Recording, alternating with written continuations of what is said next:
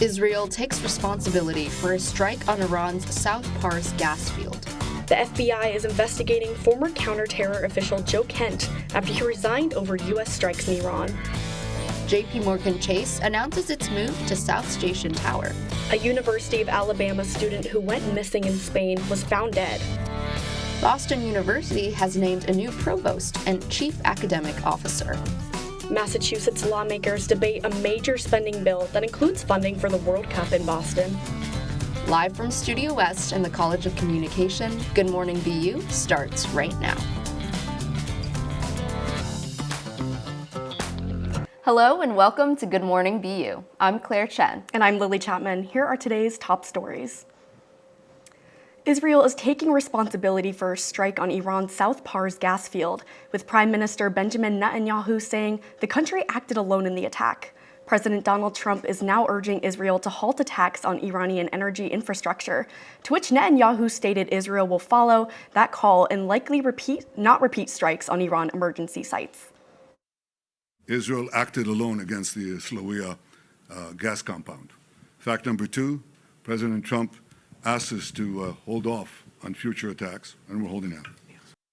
Netanyahu also defended the operation, saying Israel and the U.S. are, quote, protecting the entire world through their campaign against Iran. South Pars is one of the world's largest natural gas fields, making the strike a major escalation with potential global energy implications. As U.S. continues to wage war on Iran, gas prices and military spending are spiking across the country. Following Thursday's energy strikes between Iran and Israel, the global oil benchmark reached $115 per barrel before retreating Friday morning. At the same time, U.S. gas prices have continued to rise as well. Trump is also seeking $200 billion in new Pentagon funding to equip the military. The president also said he is, quote, not putting troops anywhere in the Middle East while talking to reporters on Thursday. And do you intend to potentially put U.S. troops or more troops in the region? No, I'm not putting troops anywhere. If I were, I certainly wouldn't tell you, but I'm not putting troops. As concerns about the long-term impact of the war on the Middle East rise, European leaders urged the U.S. and Iran to reach a ceasefire agreement. The FBI is investigating Joe Kent, a top counterterrorism official who resigned from his position earlier this week over concerns about U.S. military strikes in Iran. The Bureau believes that Kent may have improperly shared classified information, according to a person familiar with the matter. The investigation, which is one of multiple from the Justice Department looking into the adversaries of President Donald Trump, precedes Kent's resignation as the director of U.S. National Counterterrorism Center. But there was no intelligence that said, hey, on whatever day it was, March 1st, the Iranians are going to launch this big sneak attack. They're going to do some kind of a 9/11 Pearl Harbor, et cetera. They're going to attack one of our bases. There was none of that. Trump has since said he always thought Joe Kent was, quote, who was appointed by himself was, quote, weak on security. Kent has yet to make a statement about the investigation. JP Morgan Chase announced plans for new offices in South Station Tower on Tuesday. In 2028, all local offices will move to the tower, making JP Morgan the primary tenant of the building. The bank will occupy 8.5 floors. Regional manager Rick McDonald said JP Morgan Chase is excited to deepen their roots and invest in Boston's future. The move comes as occupancy rates for office space in Boston remain low, with nearly a quarter of city offices sitting empty. Developers of South Station Tower have been working to fill the building since its opening last September. The body of a University of Alabama student was found dead on a beach Thursday evening. Police say 20-year-old James Paul Gracie was found in Spain at 6 p.m. local time on Thursday. Gracie went missing on Tuesday while he was visiting friends studying abroad. He was last seen at Xoco, a Barcelona beachfront club, at 3 a.m. Gracie was visiting his Theta Chi fraternity brothers, who were able to track his phone at a Barcelona police station when they didn't hear from him. The University of Alabama said in a statement that Gracie's loss is deeply felt across campus. As the DHS shutdown drags on, the strain on TSA agents is growing. Our live shot correspondent, Catherine Markello, is live at Boston Logan Airport for the latest update. Catherine? Yes, thanks, Claire. It's now been 1 month since roughly 50,000 TSA officers have been working without pay, as Congress remains at a standstill with funding for DHS. TSA officers missed their last full paycheck last week after only receiving a partial paycheck at the end of February. The Department of Homeland Security said that 300 TSA officers have already quit nationwide, with 10% not reporting to work on Sunday. Here in Boston, more than 20 TSA agents have already left the job, according to the local workers' union. Airline executives are urging Congress to act immediately, warning that the shutdown could impact travel heading into a busy spring season, with more than 171 million travelers expected nationwide. And timing is critical here in Boston, with major events on the horizon, including the Boston Marathon and World Cup matches. Thankfully, there's been no holdups here at Logan so far, although things could change quickly. The New England TSA Officers Union warns that more workers may be walking off the job, and travel industry groups continue to advise that travelers arrive early and check those wait times before heading to the airport. Now, Catherine, you said it was the DHS shutdown that was causing the delays. What's the latest on what Congress is doing to get DHS up and running again? Yes, Democrats and Republicans did meet with White House border czar Tom Homan yesterday in an attempt to reach an agreement, although there's been no solutions yet. Are there any signs that Democrats and Republicans will be able to come to a compromise soon? Senate Majority Leader John Thune has threatened to nix the upcoming 2-week Easter recess if negotiators cannot reach a deal. So hopefully this provides the urgency needed to compromise quickly. Thanks, Catherine. Now, in more international news, our correspondent Natalie Lett is in Sydney, Australia, with updates on Iranian athletes seeking asylum in Australia. As of Friday night, 2 members of the women's Iranian soccer team remain here in Australia. The team initially arrived in the country on February 28th, before conflict broke out in Iran. They were competing in the Women's Asian Cup, where some players stayed silent during Iran's national anthem. A total of 7 members, including a staff member of the women's soccer delegation, requested and were granted asylum here in Australia. However, 5 of the members withdrew their claims and returned to Tehran this week. Iranian groups in Australia and U.S. President Donald Trump expressed fears for the members' safety. However, the Iranian First Vice President Mohammad Reza Aref says the government will guarantee their security. Australian Home Affairs Minister Tony Burke says the Australian government had done everything to provide them with genuine choices. This comes as Iran attacked an Australian airbase in the United Arab Emirates on Wednesday. From Sydney, Australia, I'm Natalie Lett, reporting for Good Morning BU. Thanks, Natalie. Stick around after the break for campus updates and more Boston news. Stay with us.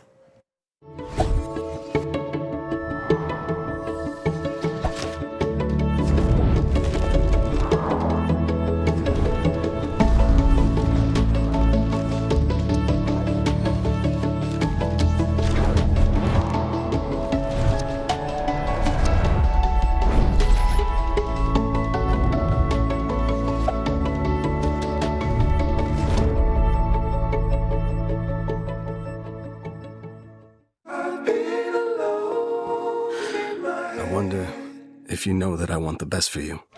I know you're going through a lot. I wonder if you know that the big homie needs help too. You can't just rebound from everything. I know you've been grinding. Let's go, let's go, let's go. But how long will you fight solo? I wonder if you know that we can get help. I wonder why we waited so long. I'm not wondering anymore. Love, your mind. Let's see how far we can go.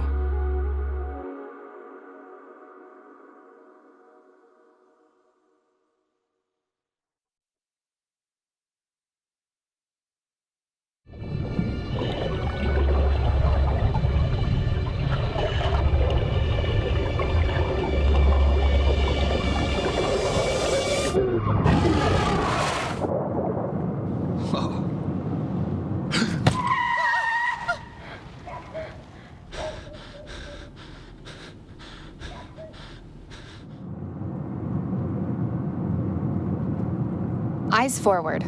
Don't drive distracted. Welcome back. BU Student Government will be hosting its second town hall of the semester this Tuesday.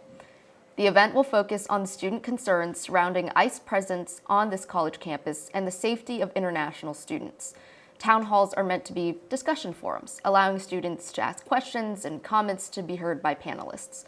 A student government representative previously told GMBU that supporting international students is at the forefront of their initiatives on campus. Going forward, the organization plans to host similar events about student rights amid ICE operations in Boston. The forum will be held Tuesday, March 24th in the School of Hospitality. Boston University professors are fighting back against the university's signage policy following the removal of pride flags across campus last week. In a letter to President Melissa Gilliam, BU's chapter of the American Association of University Professors called the removals an attempt to suppress free speech. Flags were taken down from multiple locations, including professors' offices and the Women's Gender and Sexuality Studies Department. Faculty say the policy, which restricts any signs across campus unless fixed to an approved location, is selectively targeting the LGBTQ+ community. President Gilliam responded yesterday at a town hall-style event, saying no particular population was targeted, referring to the policy as, quote, content neutral. The chapter of university professors say they have yet to receive a direct response. Boston University has named a new provost and chief academic officer. Colin Duckett will take on the role starting July 1st, coming from Duke University, where he was previously a senior academic leader. Duckett is a renowned immunologist and molecular biologist known for his work in cancer research, which has been cited over 23,000 times. BU President Melissa Gilliam said in a statement that Duckett is, quote, the candidate best positioned to advance Boston University's next chapter of growth and innovation. Current Provost Gloria Waters will step down at the end of June and return to the faculty after serving in the role since 2024. Are you headed to Pavement Coffee House for breakfast this morning? Because our correspondent Ali Ruan is there right now with an exciting update. Ali, what's going on over there? Thanks, Lily.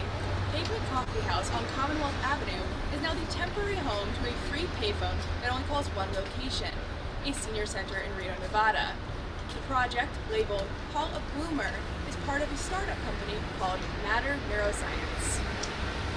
The installation is part of a project that aims to connect boomers and members of Generation Z who are said to have high rates of loneliness. According to a study done by Matter Neuroscience, in 2020, loneliness were among the highest among those in older and younger generations. The refurbished payphone works by sending a direct call to another payphone labeled Call a Zoomer, located at Sierra Manor, a senior living complex which is roughly 3,000 miles away. Although the phone was chosen for its location on a college campus, anyone over the age of 18 is welcome to use it. Wow, that is such a cool concept. Now, Ali, have you been able to use the phone yet? So I actually have. I used it this morning and I called a man who was having his morning cup of coffee. He told me that weather in Nevada is heating up and that they are going to have weather as high as 86 degrees today. Amazing. And have you gotten to see anyone else use it yet? So I've seen some people walk by it, take pictures of it, but I haven't seen anybody else having a conversation on it, but I do hope to see that change. Well, that sounds like such a unique addition to campus. Thank you so much, Ali. Now, the Massachusetts House of Representatives started debates on Wednesday over a $1.8 billion spending bill. If passed, the bill will grant $10 million in funding for the World Cup in Boston this summer. 7 of the 104 FIFA World Cup games will be hosted at Gillette Stadium in Foxborough, Massachusetts, from June 13th to July 9th. With the T planning to serve more than 20,000 fans from each game, the bill would also allocate $740 million to the MBTA for the year ahead. Given the expected increase in traffic, the Foxborough T station is now under major renovations to double its current capacity. And since the Foxborough station is getting a makeover, I think North Station was feeling a little bit left out. Caitlin, what can you tell us about the North Station upgrades? All right, North Station commuters, it's tea time. The MBTA and Keolis announced Monday that commuter rails into North Station won't be running on 4 upcoming Fridays due to signal upgrades. The project, ongoing since January, was already planned for the weekends, but additional Friday work was scheduled in response to lost time during winter storms. That means for the weekends of March 20th, March 27th, April 10th, and April 24th, you'll need to reroute your commute. But don't panic, shuttle buses and subway routes will step in for the Newburyport, Haverhill, Lowell, and Fitchburg lines. Officials say the upgrades will improve reliability and modernize critical systems controlling traffic into the station. The good news, Marathon Weekend service will stay on track with its regular schedule. That's all for your tea time. Now back to the desk. Thank you so much for that update, Caitlin. And speaking of upgrades, we have a BU student here who made a website to help others revamp their wardrobes. Claire, over to you. Thanks, Lily. I'm here today with Hannah Elster, a BU student who started her very own vintage and secondhand platform. Thank you, Hannah, for being here today. Thank you. Now, for those who don't know, could you explain a bit more about how your website works and what's the mission behind it? Yeah, so Via is an online discovery platform where you can shop all the best vintage and secondhand stores all in one place. You can browse by category, browse by store, and discover finds from vintage stores all over the world. That's amazing. Yeah. So, you know, there's secondhand stores like eBay, Depop that already exist, but what about these stores that made you look at them and be like, I can do this better? Yeah, that's a really good question. So basically most of these apps operate on peer-to-peer platforms. So it's someone like me selling stuff out of my closet, whereas these stores actually, that's their full-time job where they're curating, sourcing, and finding vintage pieces from all over the world. And basically, I feel like they deserve a better way to promote themselves, and Via is a great way for them to do that. That sounds great. Could you give us a couple examples of some of the sellers that your platform works with? Yeah, so we launched with 27 stores. For example, one of them, she's actually a BU alum. Her store is Lay Vintage. She started a few months ago, and she was actually my first store, and it's been great that we've been able to work together, especially because she also went to BU.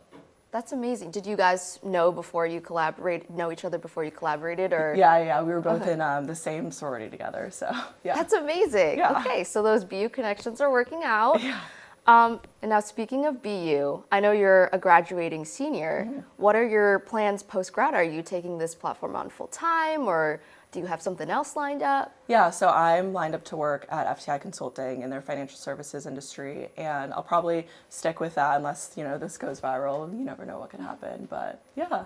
Yeah, and will you be, staying on in your capacity at Via, or just going full-time into consulting? Right now it's very unprecedented. I'm not sure. Every day is a new day, so we'll see how it goes. I have certain goals. If I reach them, then I'll probably stick with Via full-time, but if it doesn't, then I'll probably just stay with a full-time offer. All right, well, I wish you the best of luck, Thank whatever you. it turns out to be. Thank you. All right, well, thank you, Hannah, for being here. Now, soccer fans, don't go away. We'll be back with a report on the Boston women's soccer team after the break. Whether it's our stories, the warmth of our laugh, or our family's secret sauce, we all bring something different to the table. So make some space. The power of connection is waiting right outside your comfort zone. Learn how you can help strengthen your community at belongingbeginswithus.org/teamup. It's important to get a flu shot each and every year because flu viruses are constantly changing and immunity from the vaccine decreases over time. Flu vaccines are updated annually to work against that year's viruses. The best time to get your shot is in the fall, but getting it later can still help. Getting a flu shot lowers your risk of getting sick, and if you do happen to get flu, it's likely to be less severe.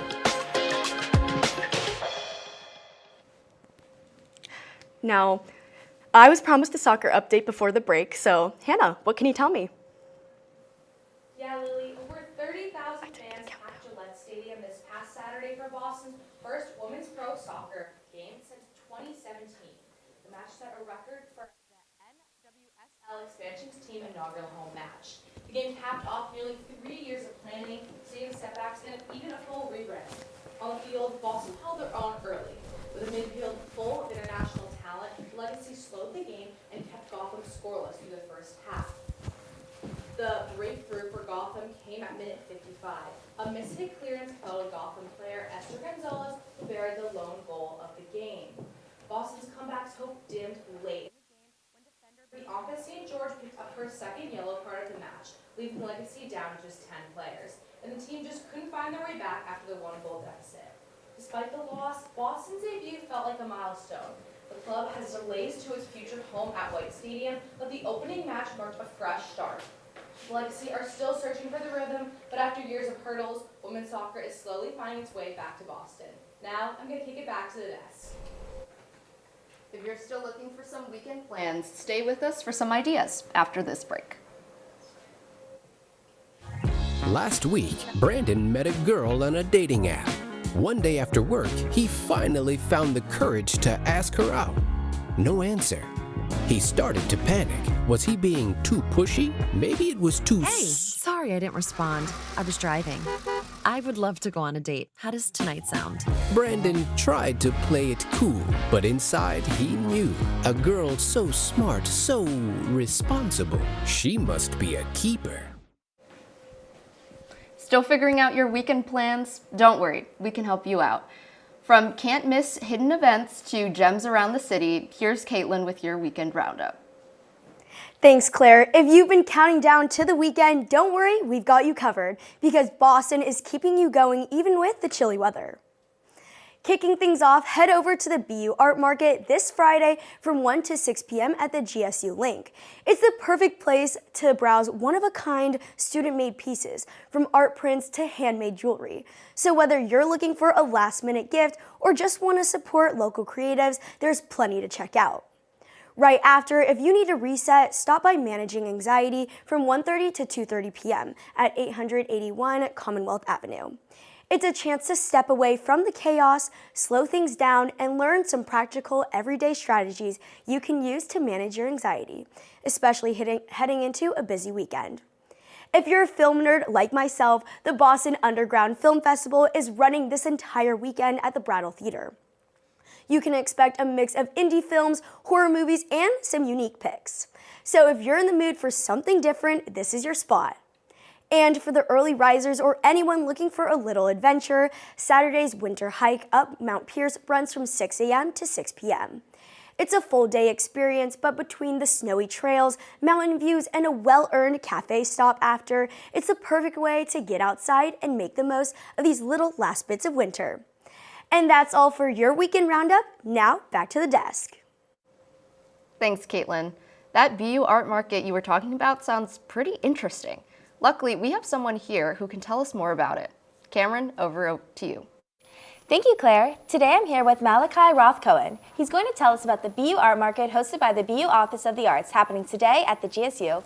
Thank you so much for coming in. Yeah, of course. So for students who might not know, what is the BU Art Market and what can students expect by stopping in? So the BU Art Market is a culmination of students with small businesses and creatives that want to, promote their small business and present it to the student-facing body. And we have alums, we have faculty, and we have current students, present their work and show what they make. Wow, that's awesome. And so how would you describe the art scene here at BU? Do you think it is something that's underrepresented at all? Yeah, I would definitely say that the art scene is very vast and it goes beyond just like the College of Fine Arts. People do art throughout Sargent, throughout Wheelock, throughout all of the other schools. And so I think the art market allows us to emphasize that students are doing things outside of their major and outside of their daily lives. Yeah, that's awesome. And so how has your background in art and advertising influenced the way that you've built the event? Yeah, so I started this fall of my sophomore year. I'm a painter. So I really wanted to enable other students to be able to present their work in a more efficient way, especially as a student, day-to-day life can get very busy. Yeah. And so I wanted to make it as accessible as possible. And so I took my advertising background with that and tried to combine the two passions and make the art market. Wow, that's so cool. And I see that you've brought a couple of pieces today. So could you show them off and tell me a little bit about it? Yeah, so this is a beanie from Destroy Our Future, made by alum Hector Rivera, graduated in graphic design. This is a print from Jules E. Creates. Jules Hamdi is currently a junior and CFA.